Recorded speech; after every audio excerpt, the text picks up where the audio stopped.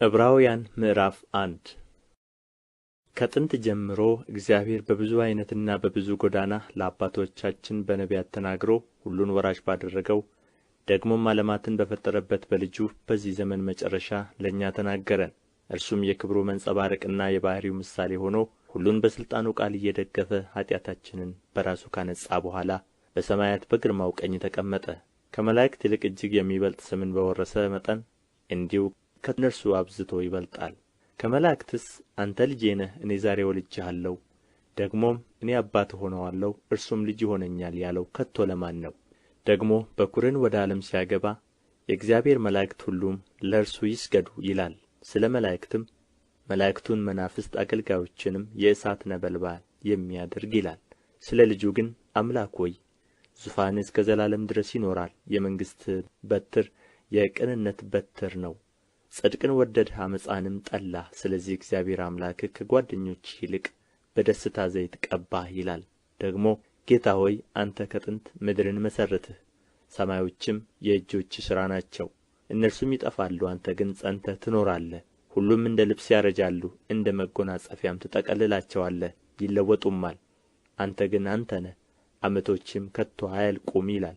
ነገር ግን ከመላእክት ጠላቶችህን የእግርህ መረገጫ እስካደርግልህ ድረስ በቀኜ ተቀመጥ ከቶ ለማን ብሎአል? ሁሉ መዳንን ይወርሱ ዘንድ ስላላቸው ለማገዝ የሚላኩ የሚያገለግሉም መናፍስት አይደሉምን? ዕብራውያን ምዕራፍ 2 ስለዚህ ከሰማነው ነገር ምናልባት እንዳንወሰድ ለእርሱ አብልጠን ልንጠነቀቅ ያስፈልገናል። በመላእክት የተነገረው ቃል ጽኑ ከሆነ መተላለፍና ለመታዘዝም ሁሉ የጽድቅን ብድራት ከተቀበለ እኛስ እንዲህ ያለውን ታላቅ መዳን ቸል ብንለው እንዴት እናመልጣለን? ይህ በጌታ በመጀመሪያ የተነገረ ነበርና የሰሙትም ለእኛ አጸኑት። እግዚአብሔርም እርሱ ራሱ እንደ ፈቀደ በምልክትና በድንቅ ነገር በልዩ ልዩ ተአምራትም መንፈስ ቅዱስንም በማደል አብሮ መሰከረለት። ስለ እርሱ የምንናገርበት የሚመጣውን ዓለም ለመላእክት ያስገዛው አይደለምና፣ ነገር ግን አንዱ በአንድ ስፍራ ታስበው ዘንድ ሰው ምንድን ነው? ወይስ ትጐበኘው ዘንድ የሰው ልጅ ምንድን ነው? ከመላእክት ይልቅ በጥቂት አሳነስኸው፣ የክብርና የምስጋና ዘውድ ጫንህለት፣ በእጆችም ሥራ ላይ ሾምኸው፣ ሁሉን ከእግሮቹ በታች አስገዛህለት ብሎ መሰከረ።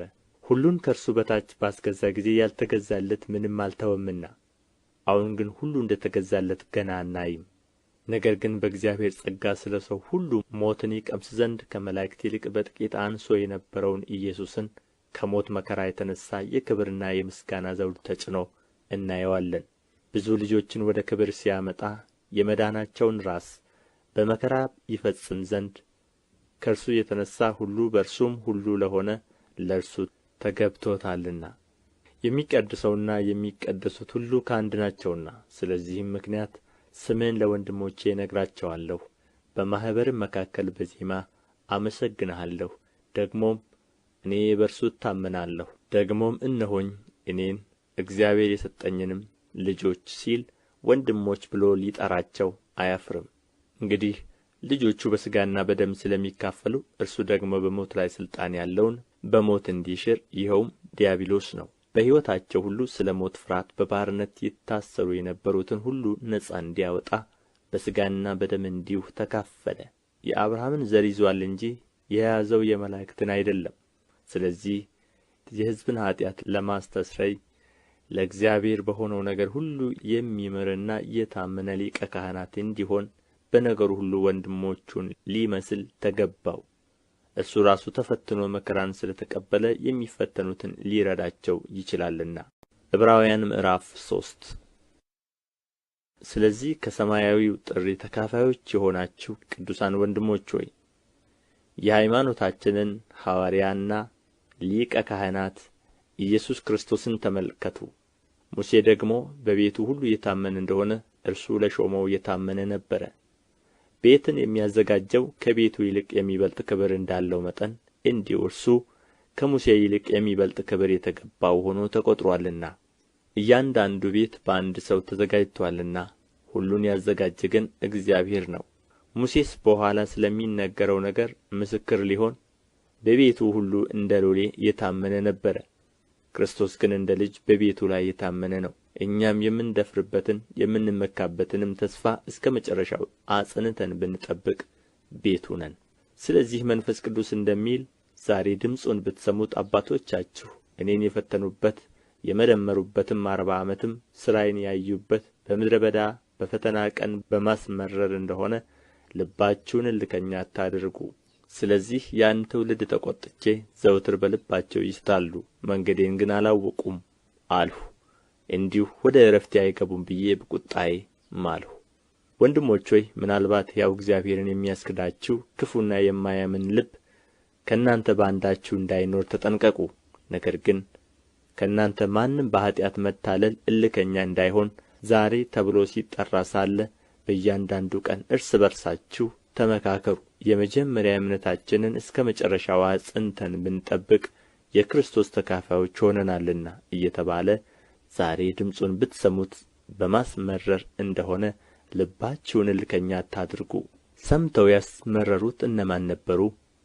በሙሴ ተመርተው ከግብጽ የወጡ ሁሉ አይደሉምን? 40 ዓመትም የተቈጣባቸው እነማን ነበሩ? ሬሳቸው በምድረ በዳ የወደቀ ኃጢአትን ያደረጉ እነርሱ አይደሉምን? ካልታዘዙትም በቀር ወደ ዕረፍቱ እንዳይገቡ የማለባቸው እነማን ነበሩ? ባለማመናቸውም ጠንቅ ሊገቡ እንዳልተቻላቸው እናያለን። ዕብራውያን ምዕራፍ 4 እንግዲህ ወደ ዕረፍቱ ለመግባት ተስፋ ገና ቀርቶልን ከሆነ ምናልባት ከእናንተ ማንም የማይበቃ መስሎ እንዳይታይ እንፍራ። ለእነዚያ ደግሞ እንደ ተነገረ ለእኛ የምሥራች ተሰብኮልናልና። ዳሩ ግን የሰሙት ቃል ከሰሚዎች ጋር በእምነት ስላልተዋሃደ አልጠቀማቸውም። ሥራው ዓለም ከተፈጠረ ጀምሮ ምንም እንኳ ቢፈጸም እንዲህ ወደ ዕረፍቴ አይገቡም ብዬ በቍጣዬ ማልሁ እንዳለ እኛስ ያመንን ወደ ዕረፍቱ እንገባለን። ስለ ሰባተኛው ቀን በአንድ ስፍራ እግዚአብሔርም በሰባተኛው ቀን ከሥራው ሁሉ ዐረፈ ብሎአልና፣ በዚህ ስፍራም ደግሞ ወደ ዕረፍቴ አይገቡም። እንግዲህ አንዳንዶች በዚያ እንዲገቡ ስለ ቀሩ ቀድሞም የምሥራች የተሰበከላቸው ባለመታዘዝ ጠንቅ ስላልገቡ ዛሬ ድምፁን ብትሰሙት ልባችሁን እልከኛ አታድርጉ በፊት እንደ ተባለ ይህን ከሚያህል ዘመን በኋላ በዳዊት ሲናገር ዛሬ ብሎ አንድ ቀን እንደ ገና ይቀጥራል። ኢያሱ አሳርፏቸው ኖሮ ቢሆንስ ከዚያ በኋላ ስለ ሌላ ቀን ባልተናገረ ነበር። እንግዲያስ የሰንበት ዕረፍት ለእግዚአብሔር ሕዝብ ቀርቶላቸዋል። ወደ ዕረፍቱ የገባ እግዚአብሔር ከሥራው እንዳረፈ እርሱ ደግሞ ከሥራው አርፎአልና። እንግዲህ እንደዚያ እንደ አለመታዘዝ ምሳሌ ማንም እንዳይወድቅ ወደዚያ ዕረፍት ለመግባት እንትጋ። የእግዚአብሔር ቃል ሕያው ነውና የሚሠራም ሁለትም አፍ ካለው ሰይፍ ሁሉ ይልቅ የተሳለ ነው፣ ነፍስንና መንፈስንም ጅማትንና ቅልጥምንም እስኪለይ ድረስ ይወጋል፣ የልብንም ስሜትና አሳብ ይመረምራል። እኛን በሚቆጣጠር በእርሱ ዓይኖቹ ፊት ሁሉ ነገር የተራቆተና የተገለጠ ነው እንጂ በእርሱ ፊት የተሰወረ ፍጥረት የለም። እንግዲህ በሰማያት ያለፈ ትልቅ ሊቀ ካህናት የእግዚአብሔር ልጅ ኢየሱስ ስላለን ጸንተን ሃይማኖታችንን እንጠብቅ። ከኃጢአት በቀር በነገር ሁሉ እንደ እኛ የተፈተነ ነው እንጂ በድካማችን ሊራራልን የማይችል ሊቀ ካህናት የለንም። እንግዲህ ምሕረትን እንድንቀበል በሚያስፈልገንም ጊዜ የሚረዳንን ጸጋ እንድናገኝ ወደ ጸጋው ዙፋን በእምነት እንቅረብ። ዕብራውያን ምዕራፍ 5 ሊቀ ካህናት ሁሉ ስለ ኃጢአት መባንና መሥዋዕትን ሊያቀርብ ከሰው ተመርጦ ለእግዚአብሔር በሆነው ነገር ሁሉ ስለ ሰው ይሾማልና፣ እርሱ ራሱም ደግሞ ድካምን ስለሚለብስ ላልተማሩትና ለሚስቱት ሊራራላቸው ይችላል። በዚህም ምክንያት ስለ ሕዝብ እንደሚያቀርብ እንዲሁ ስለ ራሱ ደግሞ መሥዋዕትን ስለ ኃጢአት ሊያቀርብ ይገባዋል። እንደ አሮንም በእግዚአብሔር ከተጠራ በቀር ማንም ክብሩን ለራሱ የሚወስድ የለም። እንዲሁ ክርስቶስ ደግሞ ሊቀ ካህናት ሊሆን ራሱን አላከበረም። ነገር ግን አንተ ልጄ ነህ፣ እኔ ዛሬ ወልጄሃለሁ ያለው እርሱ ነው። እንደዚህም በሌላ ስፍራ ደግሞ አንተ እንደ መልከ ጼዴቅ ሹመት ለዘላለም ካህን ነህ ይላል። እርሱም በሥጋ ወራት ከሞት ሊያድነው ወደሚችል ከብርቱ ጩኸትና ከእንባ ጋር ጸሎትንና ምልጃን አቀረበ። እግዚአብሔርንም ስለ መፍራቱ ተሰማለት። ምንም ልጅ ቢሆን ከተቀበለው መከራ መታዘዝን ተማረ። ከተፈጸመም በኋላ በእግዚአብሔር እንደ መልከ ጼዴቅ ሹመት ሊቀ ካህናት ተብሎ ስለ ተጠራ ለሚታዘዙለት ሁሉ የዘላለም መዳን ምክንያት ሆነላቸው። ስለ እርሱም የምንናገረው ብዙ ነገር አለን፣ ጆሮቻችሁም ስለ ፈዘዙ በቃል ልንተረጉመው ጭንቅ ነው። ከጊዜው የተነሣ አስተማሪዎች ልትሆኑ ሲገባችሁ አንድ ሰው ስለ እግዚአብሔር ቃላት መጀመሪያ ያለውን የሕፃንነትን ትምህርት እንዲያስተምራችሁ እንደ ገና ያስፈልጋችኋልና። የሚያስፈልጋችሁም ወተት ነው እንጂ ጠንካራ ምግብ አይደለም። ወተት የሚጋት ሁሉ ሕፃን ስለ ሆነ የጽድቅን ቃል አያውቅምና። ጠንካራ ምግብ ግን መልካሙንና ክፉውን ለመለየት በሥራቸው የለመደ ልቦና ላላቸው ለፍጹማን ሰዎች ነው። ዕብራውያን ምዕራፍ 6 ስለዚህ የክርስቶስን ነገር መጀመሪያ የሚናገረውን ቃል ትተን ወደ ፍጻሜ እንሂድ። መሠረትን ደግመን አንመሥርት። እርሱም ከሞተ ሥራ ንስሐና በእግዚአብሔር እምነት ስለ ጥምቀቶችና እጆችንም ስለ መጫን ስለ ሙታንም ትንሣኤ ስለ ዘላለም ፍርድም ትምህርት ነው። እግዚአብሔር ቢፈቅድ ይህን እናደርጋለን። አንድ ጊዜ ብርሃን የበራላቸውን ሰማያዊውንም ስጦታ የቀመሱትን ከመንፈስ ቅዱስም ተካፋዮች ሆነው የነበሩትን መልካሙንም የእግዚአብሔርን ቃልና ሊመጣ ያለውን የዓለምን ኃይል የቀመሱትን በኋላም የካዱትን እንደ ገና ለንስሐ እነርሱን ማደስ የማይቻል ነው። ለራሳቸው የእግዚአብሔርን ልጅ ይሰቅሉታልና ያዋርዱትማልና። ብዙ ጊዜ በእርሷ ላይ የሚወርደውን ዝናብ የምትጠጣ መሬት፣ ለሚያርሷትም ደግሞ የምትጠቅምን አትክልት የምታበቅል ከእግዚአብሔር በረከትን ታገኛለችና። እሾህና ኵርንችትን ግን ብታወጣ የተጣለች ናት፣ ለመረገምም ትቀርባለች፣ መጨረሻዋም መቃጠል ነው። ስለ እናንተ ግን ወዳጆች ሆይ ምንም እንኳ እንዲሁ ብንናገር አብልጦ የሚሻለውን ለመዳን የሚሆነውን እንዲሆንላችሁ ተረድተናል። እግዚአብሔር ቅዱሳንን ስላገለገላችሁ እስካሁንም ስለምታገለግሉአቸው ያደረጋችሁትን ሥራ ለስሙም ያሳያችሁን ፍቅር ይረሳ ዘንድ ዓመፀኛ አይደለምና በእምነትና በትዕግሥትም የተስፋውን ቃል የሚወርሱትን እንድትመስሉ እንጂ ዳተኞች እንዳትሆኑ ተስፋ እስኪሞላ ድረስ እያንዳንዳችሁ ያን ትጋት እስከ መጨረሻ እንድታሳዩ እንመኛለን። እግዚአብሔርም ለአብርሃም ተስፋ በሰጠው ጊዜ በእውነት እየባረክሁ እባርክሃለሁ እያበዛሁም አበዛሃለሁ ብሎ ከእርሱ በሚበልጥ በማንም ሊምል ስላልቻለ በራሱ ማለ። እንዲሁም እርሱ ከታገሠ በኋላ ተስፋውን አገኘ። ሰዎች ከእነርሱ በሚበልጠው ይምላሉና ለማስረዳትም የሆነው መሐላ የሙግት ሁሉ ፍጻሜ ይሆናል። ስለዚህም እግዚአብሔር የተስፋውን ቃል ለሚወርሱ ፈቃዱን እንደማይለወጥ አብልጦ ሊያሳያቸው ስለ ፈቀደ እግዚአብሔር ሊዋሽ በማይቻል በሁለት በማይለወጥ ነገር በፊታችን ያለውን ተስፋ ለመያዝ ለሸሸን ለእኛ ብርቱ መጽናናት ይሆንልን ዘንድ በመሐላ በመካከል ገባ። ይህም ተስፋ እንደ ነፍስ መልሕቅ አለን። እርሱም እርግጥ ጽኑ የሆነ ወደ መጋረጃውም ውስጥ የገባ ነው። በዚያም ኢየሱስ እንደ መልከ ጼዴቅ ሹመት ለዘላለም ሊቀ ካህናት የሆነው ስለ እኛ ቀዳሚ ሆኖ ገባ።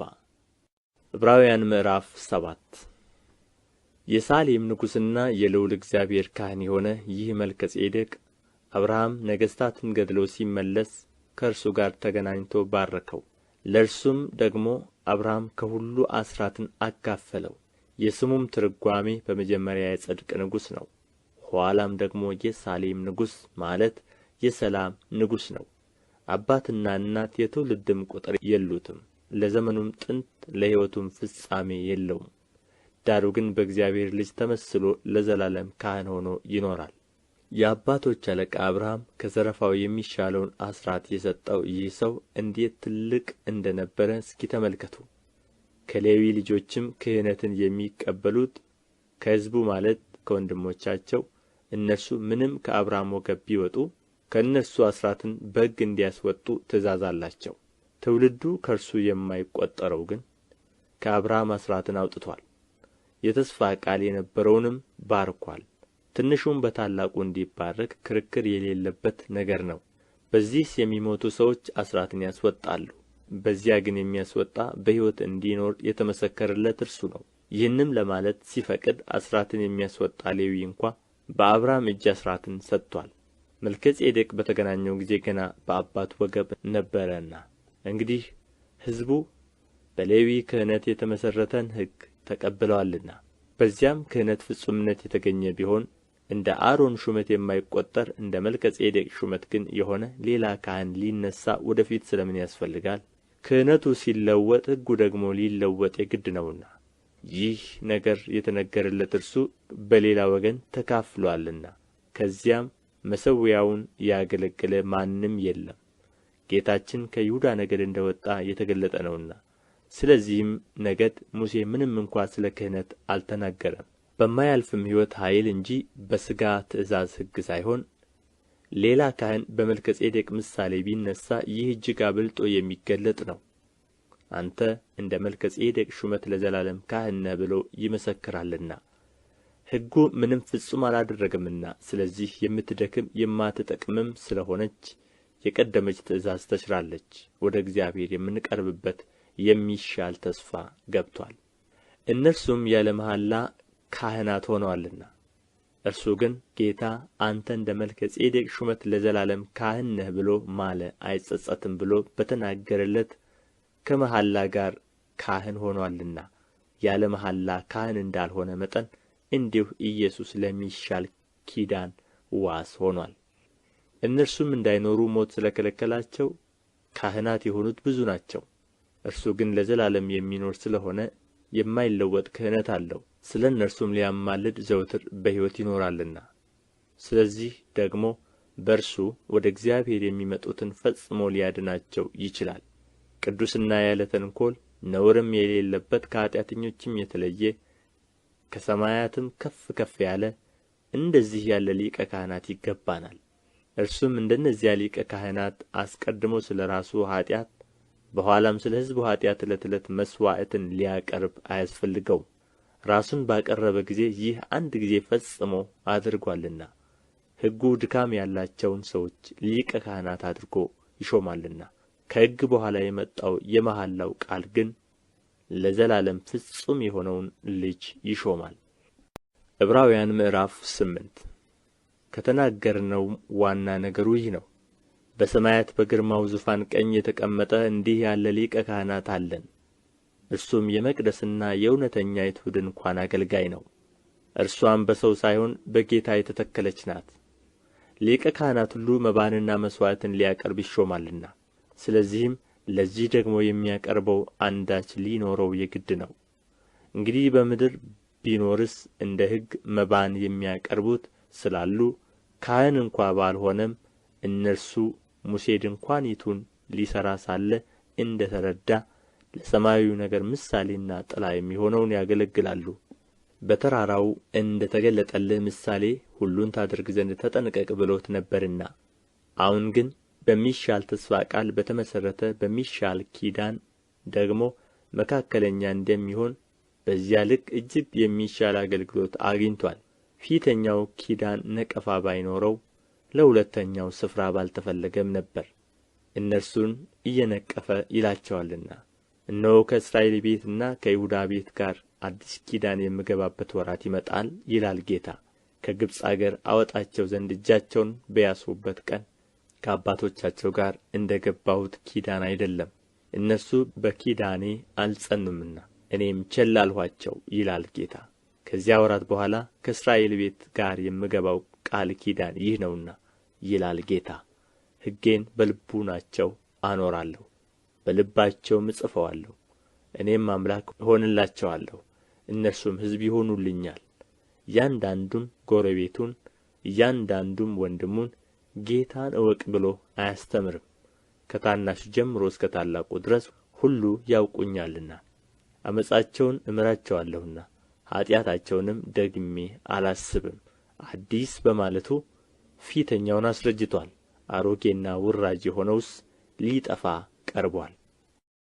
ዕብራውያን ምዕራፍ 9 ፊተኛይቱም ደግሞ የአገልግሎት ሥርዓትና የዚህ ዓለም የሆነው መቅደስ ነበራት። የመጀመሪያይቱ ድንኳን ተዘጋጅታ ነበርና በእርሷም ቅድስት በምትባለው ውስጥ መቅረዙና ጠረጴዛው የመሥዋዕቱም ኅብስት ነበረባት። ከሁለተኛውም መጋረጃ ወዲያ ቅድስተ ቅዱሳን የምትባለው ድንኳን ነበረች። በዚያም ውስጥ የወርቅ ማዕጠንት ነበረ፣ ሁለንተናዋም በወርቅ የተለበጠች የኪዳኑ ታቦት፣ በእርሷም ውስጥ መና ያለባት የወርቅ መሶብና የበቀለች የአሮን በትር፣ የኪዳኑም ጽላት ነበሩ። በላዩም ማስተስረያውን የሚጋርዱ የክብር ኪሩቤል ነበሩ። ስለ እነዚህም ስለ እያንዳንዳቸው ልንናገር አሁን አንችልም። ይህም እንደዚህ ተዘጋጅቶ ሳለ ካህናት አገልግሎታቸውን እየፈጸሙ ዘወትር በፊተኛይቱ ድንኳን ይገቡባታል። በሁለተኛይቱ ግን ሊቀ ካህናት ብቻውን በዓመት አንድ ጊዜ ይገባባታል። እርሱም ስለ ራሱና ስለ ሕዝቡ ስሕተት የሚያቀርበውን ደም ሳይዝ አይገባም።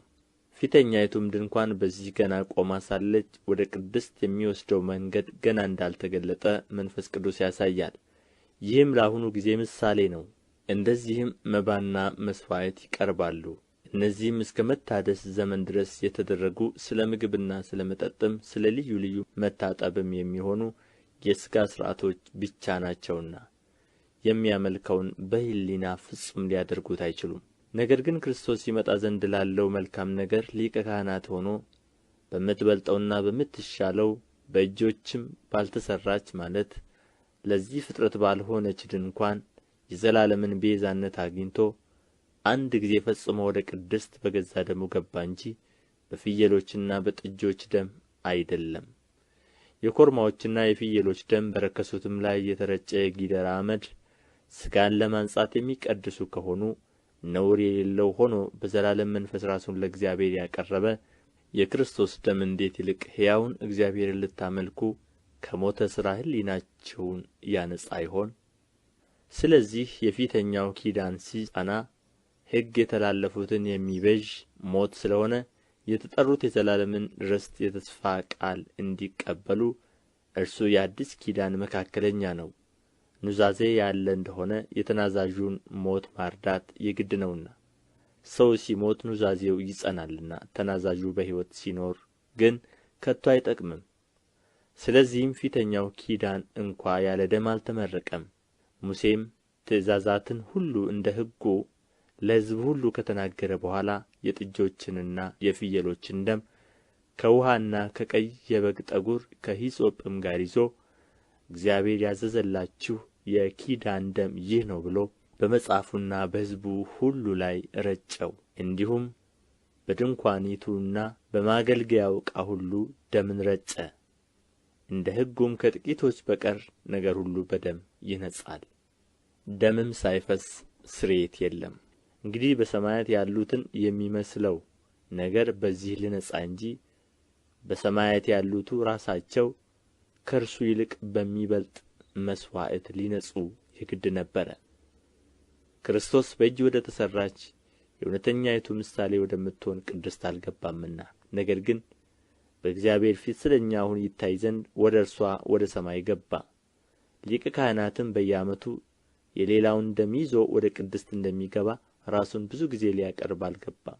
እንዲህ ቢሆንስ ዓለም ከተፈጠረ ጀምሮ ብዙ ጊዜ መከራ ሊቀበል ባስፈለገው ነበር።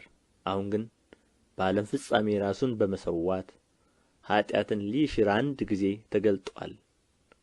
ለሰዎችም አንድ ጊዜ መሞት ከእርሱ በኋላ ፍርድ እንደ ተመደበባቸው እንዲሁ ክርስቶስ ደግሞ የብዙዎችን ኃጢአት ሊሸከም አንድ ጊዜ ከተሰዋ በኋላ ያድናቸው ዘንድ ለሚጠባበቁት ሁለተኛ ጊዜ ያለ ኃጢአት ይታይላቸዋል። ዕብራውያን ምዕራፍ 10 ሕጉ ሊመጣ ያለው የበጎ ነገር እውነተኛ አምሳል ሳይሆን የነገር ጥላ አለውና፣ ስለዚህ በየዓመቱ ዘወትር በሚያቀርቡት በዚያ መሥዋዕት የሚቀርቡትን ሊፈጽም ከቶ አይችልም። እንደዚህማ ባይሆን የሚያመልኩት አንድ ጊዜ ነጽተው ከዚያ በኋላ በሕሊናቸው ኃጢአትን ስላላወቁ ማቅረብን በተዉ አልነበረምን? ነገር ግን በዚያ መሥዋዕት በየዓመቱ የኃጢአት መታሰቢያ አለ። የኮርማዎችና የፍየሎች ደም ኃጢአትን እንዲያስወግድ የማይቻል ነውና፣ ስለዚህ ወደ ዓለም ሲገባ መሥዋዕትንና መባን አልወደድህም፣ ሥጋን ግን አዘጋጀህልኝ። በሙሉ በሚቃጠል መሥዋዕትና ስለ ኃጢአት በሚሰዋ መሥዋዕት ደስ አላለህም። በዚያን ጊዜ እነሆ በመጽሐፍ ጥቅልል ስለ እኔ እንደ ተጻፈ አምላኬ ሆይ ፈቃድህን ላደርግ መጥቻለሁ አልሁ ይላል። በዚህ ላይ መሥዋዕትንና መባን በሙሉ የሚቃጠል መሥዋዕትንም ስለ ኃጢአትም የሚሰዋ መሥዋዕትን አልወደድህም፣ በእርሱም ደስ አላለህም ብሎ እነዚህም እንደ ሕጉ የሚቀርቡት ናቸው። ቀጥሎ እነሆ አምላኬ ሆይ ፈቃድህን ላደርግ መጥቻለሁ ብሎአል። ሁለተኛውን ሊያቆም የፊተኛውን ይሽራል። በዚህም ፈቃድ የኢየሱስ ክርስቶስን ሥጋ አንድ ጊዜ ፈጽሞ በማቅረብ ተቀድሰናል። ሊቀ ካህናትም ሁሉ ዕለት ዕለት እያገለገለ ኃጢአትን ሊያስወግዱ ከቶ የማይችሉትን እነዚያን መሥዋዕቶች ብዙ ጊዜ እያቀረበ ቆሞአል። እርሱ ግን ስለ ኃጢአት አንድን መሥዋዕት ለዘላለም አቅርቦ በእግዚአብሔር ቀኝ ተቀመጠ። ጠላቶቹም የእግሩ መረገጫ እስኪደረጉ ድረስ ወደ ፊት ይጠብቃል። አንድ ጊዜ በማቅረብ የሚቀደሱትን የዘላለም ፍጹማን አድርጓቸዋል። መንፈስ ቅዱስም ደግሞ ስለዚህ ይመሰክርልናል። ከዚያ ወራት በኋላ ከእነርሱ ጋር የምገባው ኪዳን ይህ ነው ይላል ጌታ፣ በልባቸው ሕጌን አኖራለሁ በልቡናቸውም እጽፈዋለሁ ብሎ ከተናገረ በኋላ ኃጢአታቸውንና ዓመፃቸውንም ደግሜ አላስብም ይላል። የእነዚህም ስርየት ባለበት ዘንድ ከዚህ ወዲህ ስለ ኃጢአት ማቅረብ የለም። እንግዲህ ወንድሞች ሆይ በመረቀልን በአዲስና በሕያው መንገድ ወደ ቅድስት በኢየሱስ ደም በመጋረጃው ማለት በሥጋው በኩል እንድንገባ ድፍረት ስላለን በእግዚአብሔር ቤት ላይ የሆነ ታላቅ ካህን ስላለን ከክፉ ሕሊና ለመንጻት ልባችንን ተረጭተን ሰውነታችንንም በጥሩ ውኃ ታጥበን በተረዳንበት እምነት በቅን ልብ እንቅረብ። የተስፋን ቃል የሰጠው የታመነ ነውና እንዳይነቃነቅ የተስፋችንን ምስክርነት እንጠብቅ። ለፍቅርና ለመልካምም ሥራ እንድንነቃቃ እርስ በርሳችን እንተያይ። በአንዳንዶችም ዘንድ ልማድ እንደሆነው መሰብሰባችንን አንተው፣ እርስ በርሳችን እንመካከር እንጂ ይልቁንም ቀኑ ሲቀርብ እያያችሁ አብልጣችሁ ይህን አድርጉ። የእውነትን እውቀት ከተቀበልን በኋላ ወደን ኃጢአት ብናደርግ ከእንግዲህ ወዲህ ስለ ኃጢአት መሥዋዕት አይቀርልንምና። የሚያስፈራ ግን የፍርድ መጠበቅ ተቃዋሚዎችንም ሊበላ ያለው የእሳት ብርታት አለ። የሙሴን ሕግ የናቀ ሰው ሁለት ወይም ሦስት ቢመሰክሩበት ያለ ርኅራኄ ይሞታል። የእግዚአብሔርን ልጅ የረገጠ ያንንም የተቀደሰበትን የኪዳኑን ደም እንደ ርኩስ ነገር የቈጠረ የጸጋውንም መንፈስ ያክፋፋ እንዴት ይልቅ የሚብስ ቅጣት የሚገባው ይመስላችኋል? በቀል የእኔ ነው፣ እኔ ብድራትን እመልሳለሁ ያለውን እናውቃለንና። ደግሞም ጌታ በሕዝቡ ይፈርዳል። በሕያው እግዚአብሔር እጅ መውደቅ የሚያስፈራ ነው። ነገር ግን ግማሽ በነቀፋና በጭንቅ እንደ መጫወቻ ስለ ሆናችሁ ግማሽም እንዲህ ካሉት ጋር ስለ ተካፈላችሁ ብርሃን ከበራላችሁ በኋላ መከራ በሆነበት በትልቅ ተጋድሎ የጸናችሁበትን የቀደመውን ዘመን አስቡ። የሚበልጥና ለዘወትር የሚኖር ገንዘብ በሰማይ ራሳችሁ እንዳላችሁ አውቃችሁ በእስራቴ ራራችሁልኝ። የገንዘባችሁንም ንጥቂያ በደስታ ተቀበላችሁ። እንግዲህ ታላቅ ብድራት ያለውን ድፍረታችሁን አትጣሉ። የእግዚአብሔርን ፈቃድ አድርጋችሁ የተሰጣችሁን የተስፋ ቃል እንድታገኙ መጽናት ያስፈልጋችኋልና። ገና በጣም ጥቂት ጊዜ ነው፣ ሊመጣ ያለውም ይመጣል አይዘገይምም። ጻድቅ ግን በእምነት ይኖራል። ወደ ኋላም ቢያፈገፍግ ነፍሴ በእርሱ ደስ አይላትም። እኛ ግን ነፍሳቸውን ሊያድኑ ከሚያምኑት ነን እንጂ ወደ ጥፋት ከሚያፈገፍጉ አይደለንም። ዕብራውያን ምዕራፍ 11 እምነት ተስፋ ስለምናደርገው ነገር የሚያስረግጥ የማናየውንም ነገር የሚያስረዳ ነው። ለሽማግሌዎች የተመሰከረላቸው በዚህ ነውና። ዓለሞች በእግዚአብሔር ቃል እንደ ተዘጋጁ ስለዚህም የሚታየው ነገር ከሚታዩት እንዳልሆነ በእምነት እናስተውላለን። አቤል ከቃየል ይልቅ የሚበልጥን መሥዋዕት ለእግዚአብሔር በእምነት አቀረበ። በዚህም እግዚአብሔር ስለ ስጦታው ሲመሰክር እርሱ ጻድቅ እንደሆነ ተመሰከረለት። ሞቶም ሳለ በመሥዋዕቱ እስካሁን ይናገራል። ሄኖክ ሞትን እንዳያይ በእምነት ተወሰደ፣ እግዚአብሔር ስለ ወሰደው አልተገኘም። ሳይወሰድ እግዚአብሔርን ደስ እንዳሰኘ ተመስክሮለታልና። ያለ እምነትም ደስ ማሰኘት አይቻልም። ወደ እግዚአብሔር የሚደርስ እግዚአብሔር እንዳለ ለሚፈልጉትም ዋጋ እንዲሰጥ ያምን ዘንድ ያስፈልገዋልና። ኖኅ ገና ስለማይታየው ነገር ተረድቶ እግዚአብሔርን እየፈራ ቤተ ሰዎቹን ለማዳን መርከብን በእምነት አዘጋጀ። በዚህም ዓለምን ኰነነ፣ በእምነት የሚገኘውን ጽድቅ ወራሽ ሆነ። አብርሃም የተባለው ርስት አድርጎ ሊቀበለው ወዳለው ስፍራ ለመውጣት በእምነት ታዘዘ። ወዴትም እንደሚሄድ ሳያውቅ ወጣ። ለእንግዶች እንደሚሆን በተስፋ ቃል በተሰጠው አገር በድንኳን ኖሮ ያን የተስፋ ቃል አብሮት ከሚወርሱ ከይስሐቅና ከያዕቆብ ጋር እንደ መጻተኛ በእምነት ተቀመጠ። መሠረት ያላትን እግዚአብሔር የሠራትን የፈጠራትን ከተማ ይጠብቅ ነበርና።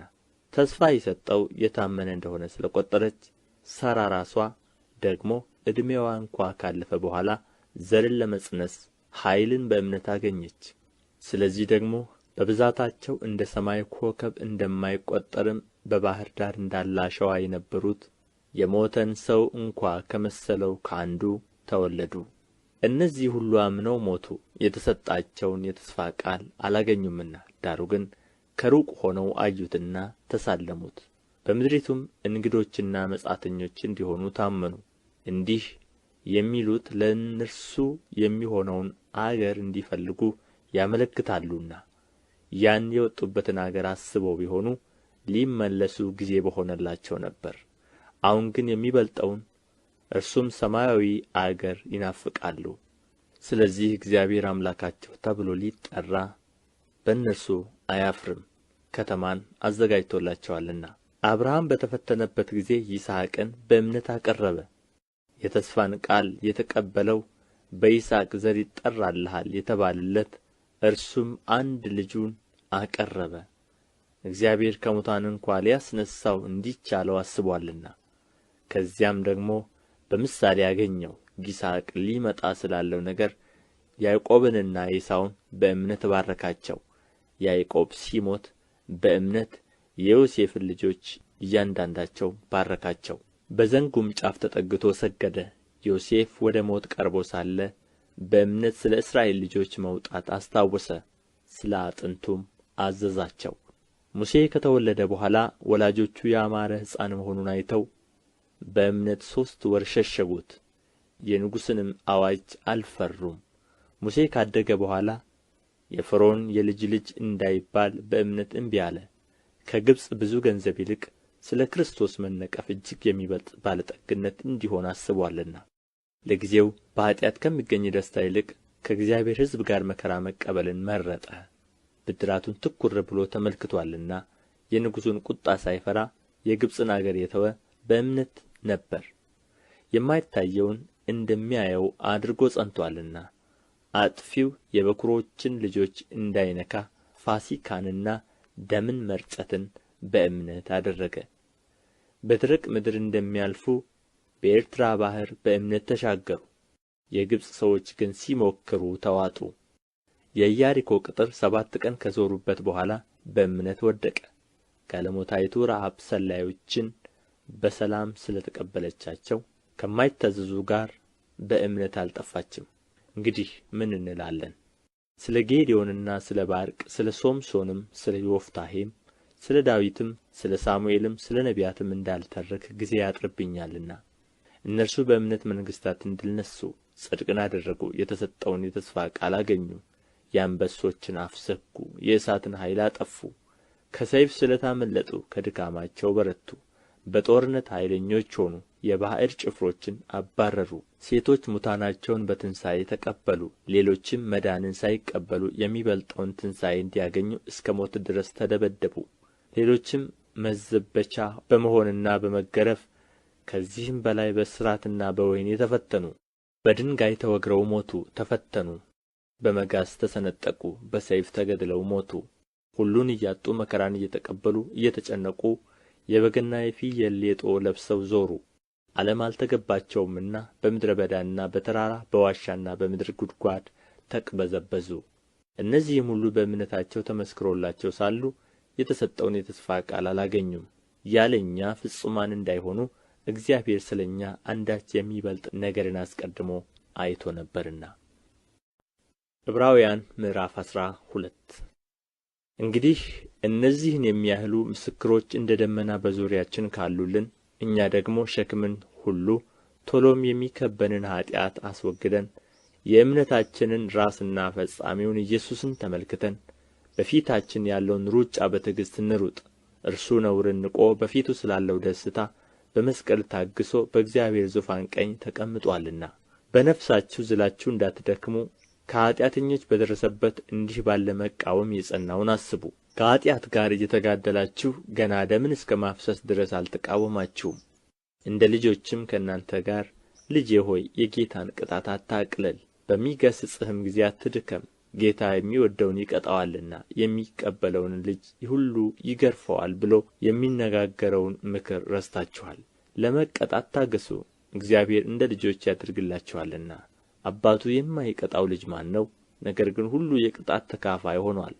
ያለ ቅጣት ብትኖሩ ዲቃላዎች እንጂ ልጆች አይደላችሁም።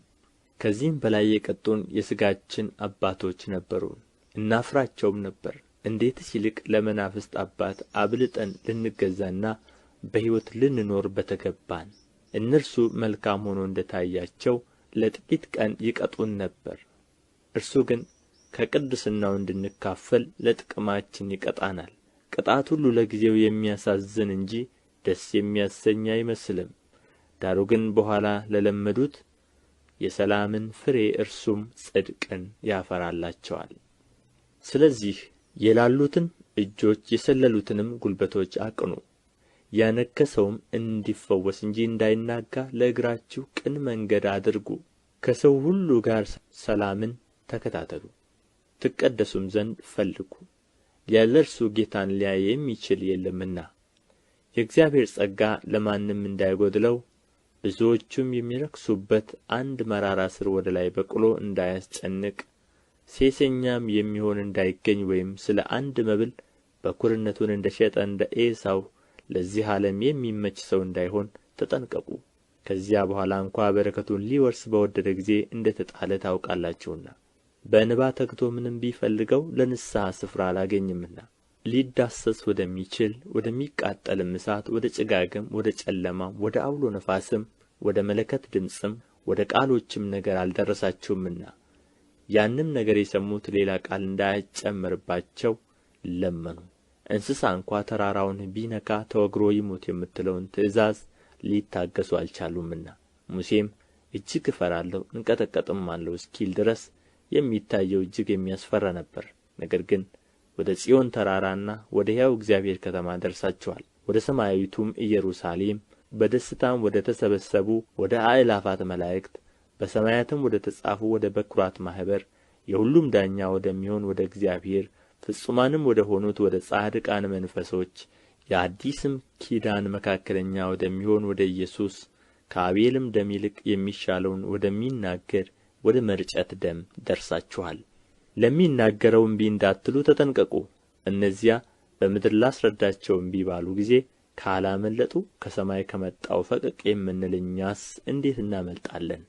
በዚያም ጊዜ ድምፁ ምድርን አናወጠ። አሁን ግን አንድ ጊዜ ደግሜ እኔ ሰማይን አናውጣለሁ እንጂ ምድርን ብቻ አይደለም ብሎ ተስፋ ሰጥቶአል።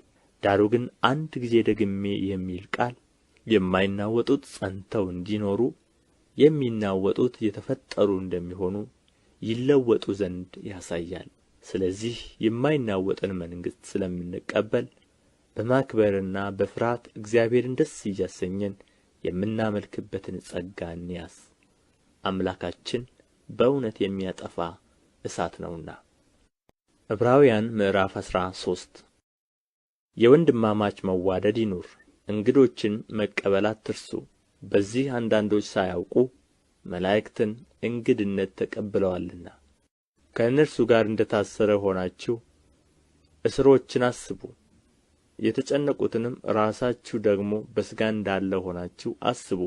መጋባት በሁሉ ዘንድ ክቡር፣ መኝታውም ንጹሕ ይሁን። ሴሰኞችንና አመንዝሮችን ግን እግዚአብሔር ይፈርድባቸዋል። አካሄዳችሁ ገንዘብን ያለ መውደድ ይሁን፣ ያላችሁም ይብቃችሁ። እርሱ ራሱ አልለቅህም ከቶም አልተውህም ብሎአልና። ስለዚህ በድፍረት ጌታ ይረዳኛልና አልፈራም፣ ሰው ምን ያደርገኛል እንላለን። የእግዚአብሔርን ቃል የተናገሩአችሁን ዋኖቻችሁን አስቡ። የኑሮአቸውንም ፍሬ እየተመለከታችሁ በእምነታቸው ምሰሉአቸው። ኢየሱስ ክርስቶስ ትናንትና ዛሬ እስከ ዘላለምም ያው ነው። ልዩ ልዩ ዓይነት በሆነ በእንግዳ ትምህርት አትወሰዱ። ልባችሁ በጸጋ ቢጸና መልካም ነው እንጂ በመብል አይደለም። በዚህ የሚሠሩባት አልተጠቀሙምና። መሠዊያ አለን፣ ከእርሱም ሊበሉ ድንኳኒቱን የሚያገለግሉ መብት የላቸውም። ሊቀ ካህናት ስለ ኃጢአት ወደ ቅድስት የእንስሶችን ደም ያቀርባልና ሥጋቸው ግን ከሰፈር ውጭ ይቃጠላል። ስለዚህ ኢየሱስ ደግሞ በገዛ ደሙ ሕዝቡን እንዲቀድስ ከበር ውጭ መከራን ተቀበለ። እንግዲህ ነቀፌታውን እየተሸከምን ወደ እርሱ ወደ ሰፈሩ ውጭ እንውጣ። በዚህ የምትኖር ከተማ የለችንምና ነገር ግን ትመጣ ዘንድ ያላትን እንፈልጋለን።